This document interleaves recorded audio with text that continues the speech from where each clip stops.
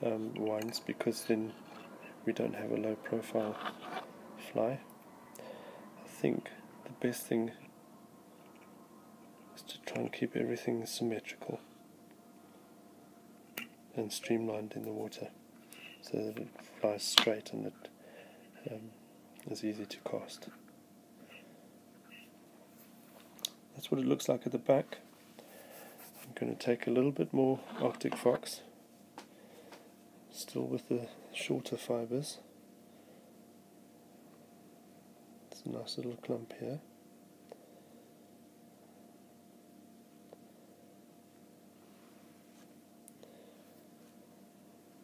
The beauty of these is that they lie in the water perfectly.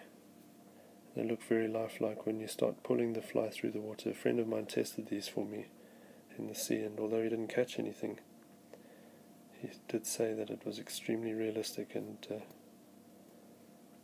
well, I think it's a matter of time before they start to produce. So I'm going to make the back of the fly just in line with the curve of the hook. I want the back end of this clump of fur to be over there.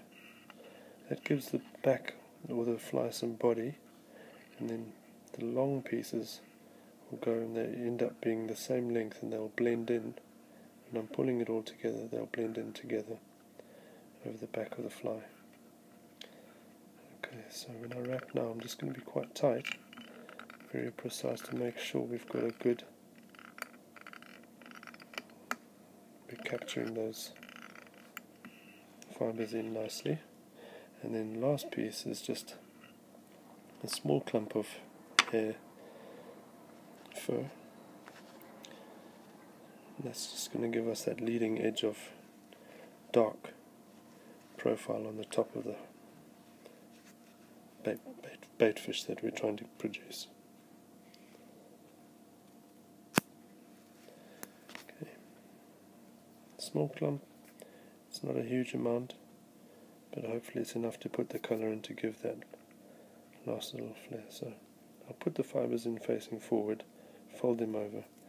That just gives me a bit of extra strength, like I did on the previous fly.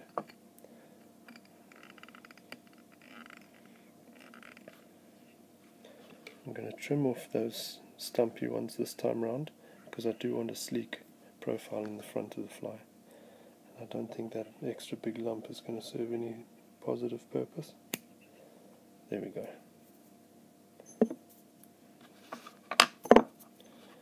Okay, so now we just have to finish off and make sure that these fibres that are folded back are evenly spread on the top and on the back of the fly. And capture that all in. Build a nice head.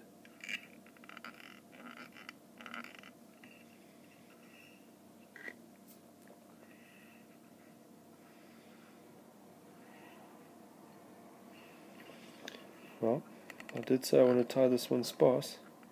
Some of the fibres that I brought in didn't make it. Hopefully this should do the trick. I'm going to bring in a few more hair fibres just to be sure. So I just want to bring in the last little clump there. Take off the underfur.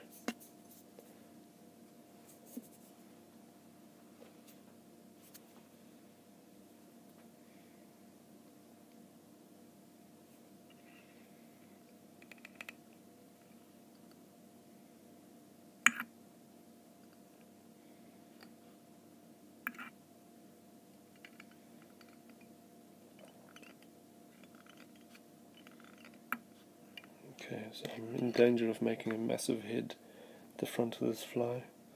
I'm not a fan of that, because I don't want the wraps of the thread to start falling forward.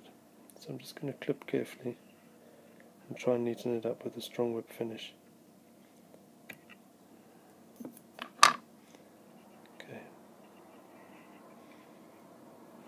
that's more like it. That's what I'm after.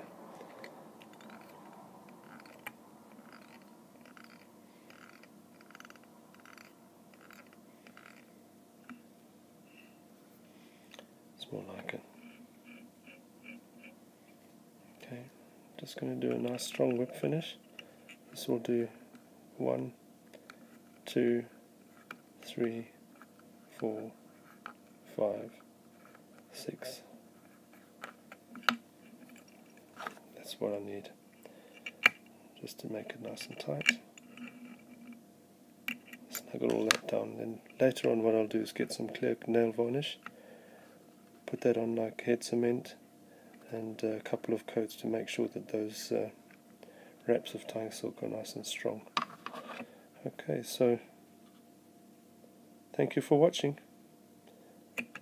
I'll let you know how they work as soon as I've had a chance to go and test them on the coast. Alright. Keep well. I'll see you again soon.